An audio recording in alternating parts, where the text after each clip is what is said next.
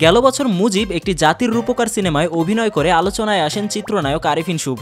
যৌথ প্রযোজনার এই সিনেমায় তিনি অভিনয় করেছিলেন বঙ্গবন্ধু চরিত্রে, আর পারিশ্রমিক হিসেবে নিয়েছিলেন মাত্র 1 টাকা। জানা যায় রাজুকের 10 কাঠার একটি প্লট বরাদ্দ পেয়েছিলেন তিনি। গত বছরের 27 নভেম্বর রাজুকের বোর্ড সভায় এই সিদ্ধান্ত হয়। এবার বাতিল হতে যাচ্ছে শুভর সেই প্লটটি। শেখ হাসিনা সরকারের বিভিন্ন সময়ে সংরক্ষিত কোটার বরাদ্দ দেওয়া প্লট বাতিলের উদ্যোগ নিয়েছেন অন্তর্বর্তী সরকার। এরই অংশ হিসেবে আরিফিন শুভকে সংরক্ষিত কোটায় বরাদ্দ দেওয়া প্লটটি বাতিলের সিদ্ধান্ত নিয়েছে কর্তৃপক্ষ।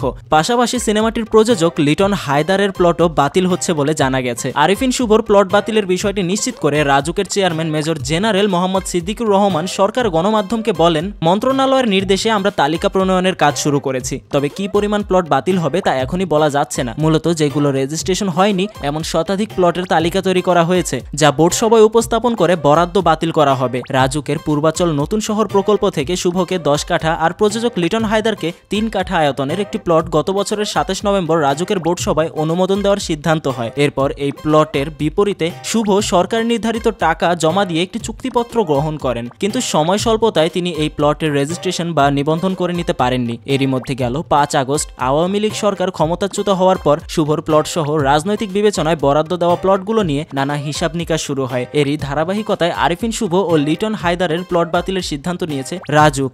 সরকার পতনের সাথে সাথে কপাল পুড়ল আরিফিন শুভরও, যেখানে সে ভেবেছিল 1 টাকায় মুভি করে পেয়েছিলেন 4 কাঠার জমি, কিন্তু শেখ হাসিনা ক্ষমতাচ্যুত হওয়ায় সেই প্লট বাতিলের সিদ্ধান্ত নেওয়া হয়েছে এখন। তা বিষয়টা নিয়ে আপনার মতামত আপনি কমেন্টে জানাতে পারেন। নতুন হলে ইউটিউবে সাবস্ক্রাইব এবং ফেসবুকে ফলো করে আমাদের জুম বাংলার সাথেই থাকুন। নিয়মিত বিভিন্ন আপডেট খবরাখবর পেতে জুম বাংলার অফিসিয়াল নিউজ পোর্টাল zoombangla.com লিখে সার্চ করুন। অবশেষে ভিডিওটা আপনি এই পর্যন্ত দেখেছেন, সেজন্য আপনাকে অনেক ধন্যবাদ।